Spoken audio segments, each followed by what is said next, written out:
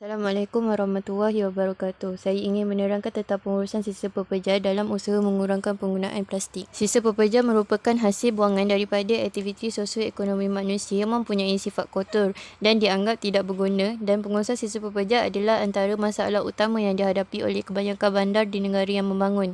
Sebagai suatu bahan atau sumber yang tidak lagi digunakan kerana tidak mempunyai nilai ekonomi sebelum ia melalui proses akhir. Slide seterusnya menunjukkan pembuangan sisa pekerja di kawasan pelancongan, di kawasan nelayan dan juga di atas permukaan laut. Slide yang seterusnya menunjukkan beberapa haiwan yang terjejas akibat pembuangan sisa pekerja ke dalam laut, sungai dan juga kawasan pantai.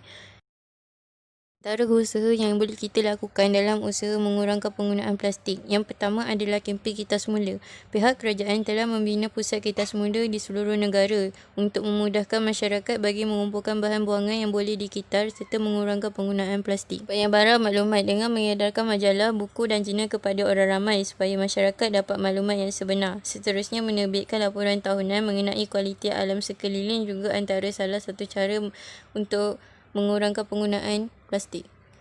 Seterusnya, penciptaan mesin pengasingan sisa pekerja, Affordable Waste Management and Treatment.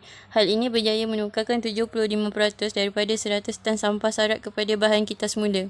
Justru penciptaan mesin pengasingan sisa pekerja dapat mengurangkan sisa sampah, menjimatkan ruang dan dapat digunakan untuk jangka masa yang panjang. Seterusnya, kita sebagai rakyat Malaysia perlu mengatakan tidak kepada penyedut minuman plastik. Dengan penolakan penggunaan penyedut minuman plastik kerana tanpanya juga kita masih boleh menghirup minuman, sama ada dengan membeli penyedut minuman besi ataupun kertas. Seterusnya, menggunakan semula botol minuman. Kita boleh guna semula botol plastik air mineral yang dibeli daripada terus dibuang. Ataupun pembelian air gas, kita boleh mencuci botol tersebut dan digunakan semula. Seterusnya, kita hendaklah membeli tumbler sendiri. Hal ini mudah apabila kita berada di luar. Ketika hendak membeli minuman panas, kita boleh menggunakan tumbler ini berbanding menggunakan cawan plastik. Kebiasaannya, apabila kita membeli makanan di kedai, pembekal akan menyediakan sudu dan gafur plastik.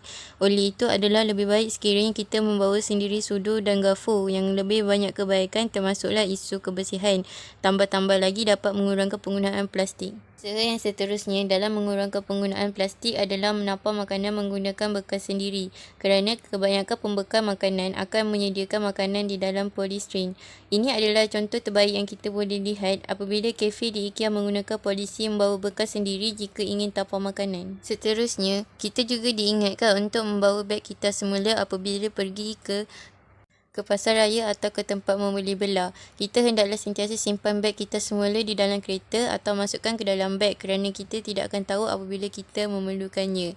Hal ini dapat mengurangkan penggunaan beg plastik. Sebagai rakyat Malaysia yang prihatin terhadap isu pencemaran sisa pekerja, kita hendaklah menyokong kempen penolakan penggunaan beg plastik. Jika kita ke pasar raya, kita sendiri perlu bertegas untuk tidak menggunakan beg plastik walaupun ditawarkan oleh juruwang ketika membayar. Tambahan pula, sekarang setiap beg plastik dikena cas RM20 sen. Usaha yang terakhir dalam mengurangkan penggunaan plastik adalah dengan meninggalkan tabiat minuman berkarbonat. Hal ini kerana kebanyakan air minuman berkarbonat dibungkus menggunakan botol plastik. Apabila kita meninggalkan tabiat minum air berkarbonat, bukan sahaja kita dapat mengurangkan penggunaan plastik, malah kita juga dapat memelihara anggota kita daripada penyakit yang berbahaya yang tidak diingini. Sekian itu sahaja daripada saya. Terima kasih.